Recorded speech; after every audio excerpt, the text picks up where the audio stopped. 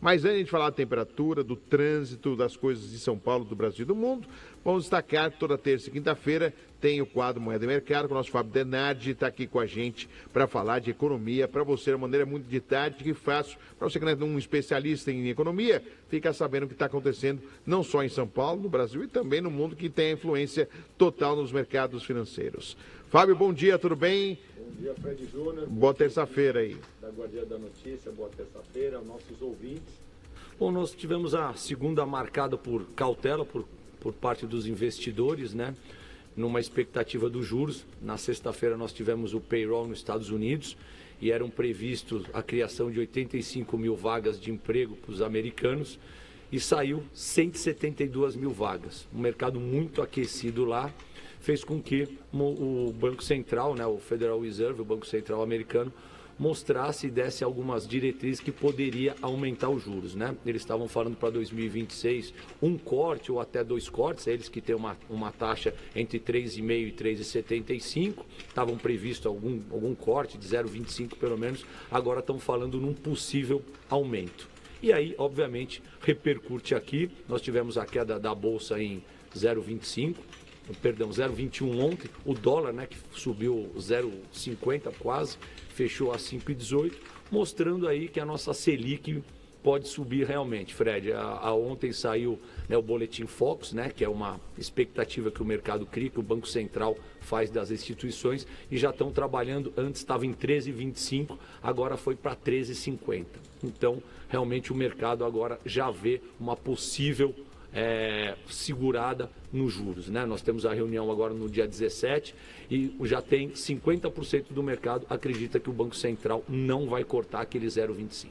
Aquilo que é esperado, pelo jeito, não vai acontecer. Eu ainda continuo acreditando que eu acho que a gente tem espaço para 0,25, mas realmente a inflação vem mostrando, né? Saiu de novo ontem, né? A gente sabe, aí a gente sente no preço, né? Principalmente dos combustíveis e dos alimentos. Então, provavelmente, 50% do mercado está acreditando numa manutenção desses 14,5. E aí o impacto para a população é exatamente no dia a dia, na gôndola no supermercado, no combustível. Esse é o impacto no bolso, né, Fábio? Além desse impacto, nós temos a inadimplência, né? Então a gente sente, por exemplo, as ações dos bancos ontem caíram justamente porque tem um possível, né, inadimplência por parte dos credores, que o cidadão está endividado e com essa taxa de juros ainda muito alta, acaba corroendo mais o dia a dia do trabalhador. Vou falar até uma coisa, não é boba, mas é um cenário também de um retrato. Começaram as festas juninas aqui em São Paulo, né, as quermesses. E uma que normalmente que é uma igreja perto de casa, ela é sempre com várias barracas e lotada. Estava com menos barracas e menos pessoas frequentando. E é sempre lotado todo dia, né? Porque hoje está mais frio, não, sempre cheio. É um retrato bom como está o ano também, né, Fábio? Se a gente pensar em relação ao nosso dinheiro, como desvalorizou, as pessoas estão com dificuldade, né? E fica repensando, vale a pena sair, vale a pena gastar em alimentos, em bebidas, tem taxas que aumentam, aí o custo da bebida também, né? Refrigerantes, sucos, etc. Não está fácil, hein, Fábio? Fred, acho que esse exemplo que você deu, né, que é um exemplo do nosso dia a dia, principalmente nessa época, né, de festas aí, festa junina, a gente sente bastante. Você percebe que o cidadão, principalmente no fim de semana, que comia aquela sua pizza, tudo, hoje ficou muito caro. E obviamente por conta de tudo isso que vem acontecendo, né? Os insumos estão muito caros, então, por exemplo, a farinha da pizza, né? Você vê, uma pizza hoje é entre 70 e 100 reais, e realmente tá caro. Tá muito caro, né? E o salário não sobe, e a taxa de juros muito alta, cada vez mais o trabalhador e o cidadão comum pegando dinheiro, né? Porque taxa de juros alta só beneficia quem tem dinheiro, né? Inclusive eu vou falar ontem aqui, a gente sempre acabam perguntando bastante, alguma indicação. Sim. E ontem o governo, né, o Tesouro Direto, né, o governo para arrecadar, porque ele tem uma dívida maior do que a arrecadação, o governo precisa fazer dinheiro. Como é que o governo faz dinheiro, Fred? Ele acaba vendendo títulos, né? E pagando juros. E ontem ele teve no Tesouro Direto o título para 2032, bateu um recorde, ele está pagando IPCA, que é a inflação, mais 8,28. Então é muita coisa, Fred, Sim. Entendeu? É uma taxa nominal aí de 13,70. Então quem tem dinheiro está fazendo dinheiro porque a taxa de juros está muito elevada. Porém, o cidadão normal que precisa do dinheiro para ser financiado, o crédito está cada vez mais difícil e por isso esse recorde de inadimplência. Realmente números alarmantes, né? E toda vez tem campanhas para tentar se acertar a vida financeira, mas não está fácil. Muita gente não consegue nem aceitar, porque não tem nem o dinheiro para entrada, né? Para limpar pagar o nome, né? O governo realmente está fazendo algumas medidas, né? Para limpar o nome, principalmente o Desenrola Brasil, né? Desenrola Brasil, exatamente. Mas realmente, da onde que vai sair essa entrada para começar um acordo? Então a gente vem sofrendo bastante. Esse conflito do Oriente acabou piorando muito o cenário. Nós mesmos aqui, eu tinha uma projeção de uma taxa de juros entre 12,5% a 13%, nós já estamos trabalhando entre 13% e 14%. Isso é muito ruim, né? Ainda mais que a gente tem um governo que realmente gasta bastante e esse déficit fiscal, é muito alto, né? E a conta vai chegar também. Esse é o grande problema, quando a conta chegar também, né, Fábio? E quem paga a conta é sempre o contribuinte. É sempre o contribuinte. Nesse momento o dólar é amanhecendo em queda. E você acha que é uma perspectiva para hoje? Cair um pouquinho o dólar ou algo pode acontecer aí para mexer nessa queda do dólar aí? Fred, a gente está sempre otimista no dólar. Eu acredito que a Disney agora realmente não é o momento de viagem, né? A Ali que está aqui nos estúdios, a gente sempre comenta sobre o dólar. Mas eu acho que o dólar vai trabalhar nessa faixa, entre 5,10 e 5,20, né? A projeção para o final do ano do Boletim Focus é de 5,15, eu acredito que possa até ser 5,20. Estava uma entrada de capital estrangeiro muito grande, isso favoreceu bastante, mas agora, com um possível aumento de taxa de juros americana, o dinheiro ele migra e ele vai para os países mais seguros. Então, eu acho que o dólar, aquela queda que estava tendo, provavelmente não. A gente já viu na abertura que está caindo 0,36 aqui, está em 5,16. Eu acho que ele vai trabalhar numa faixa entre 5,10 e 5,20. A gente vai ter a Copa do Mundo, começa quinta-feira, Estados Unidos, México e Canadá. E a gente está vendo aí algumas ações do governo americano para cima dos iranianos, né? Com dificuldade de entrada, estão proibindo torcedores, ou seja, vai aquecer de uma maneira diferente, que é através do esporte, uma relação conflituosa, que já está conflituosa, fica ainda mais impactante aí. Isso pode influenciar, de certa maneira, o mercado financeiro? Algo que a Copa do Mundo é muito mais do lado do esporte, mas esses atos, essas ações dos Estados Unidos repelindo aí, combatendo os iranianos, de certa maneira, pode influenciar lá na frente, porque daí pode, lá na relação acima, que é um conflito que existe hoje, pode mexer, de certa maneira, com a economia também, Fábio? Fred, eu acho que a Copa do Mundo tem os dois lados, né? Tem o lado da alegria, das comemorações, mas é uma época entre que o mercado financeiro não para, né? Sim. E muitas vezes a gente vai estar assistindo a Copa, todos os países estão envolvidos, né?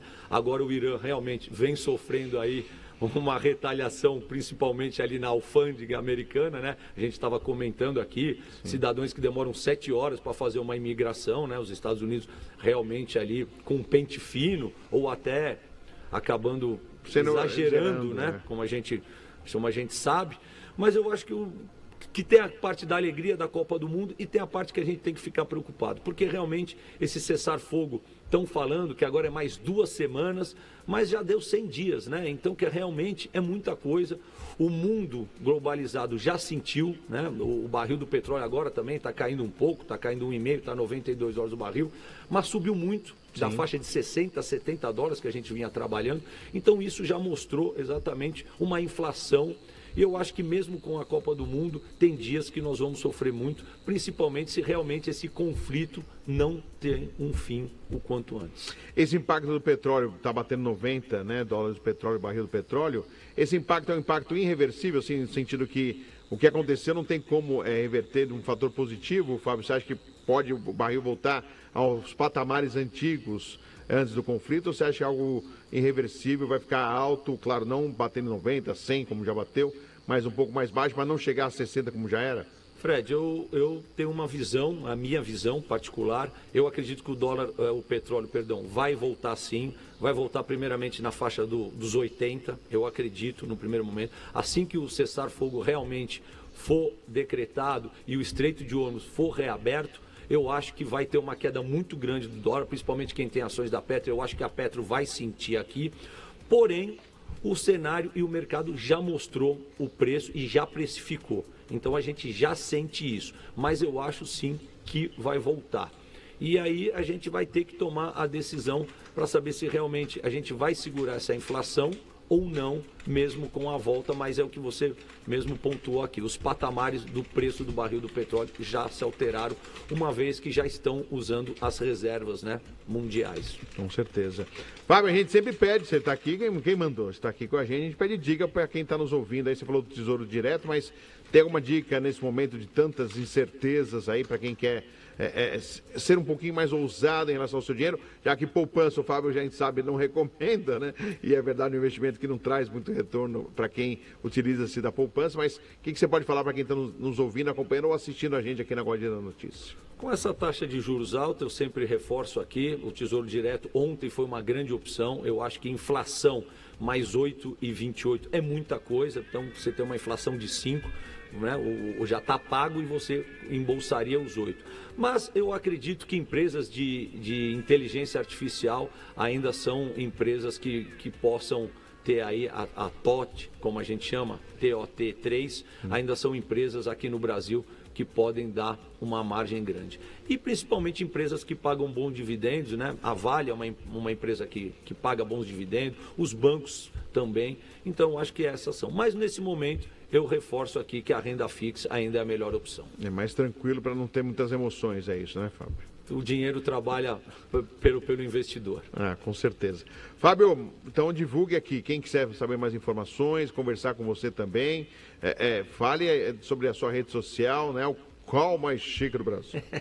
No meu Instagram, Fábio Denardi Oficial. Eu brinco, é o call mais chique do Brasil. Todos os dias a gente dá um parâmetro um pouco sobre o mercado, né, a macroeconomia, e sempre podem me chamar no particular, no meu WhatsApp, que a gente acaba conversando e dando a nossa humilde opinião sobre o mercado financeiro. Você foi humilde agora, uma opinião importante, avalizada para poder trazer aí e a pessoa poder investir o seu dinheirinho também. Mas um direcionamento sempre é bom, né, Fábio? Sim. Né? Ainda mais, né, que tá tão difícil, tá tão suado para conseguir conquistar, ganhar, né, Fred? Tem que valorizar o que você ganha. Muito bem. Legal. Fábio, prazer mais uma vez.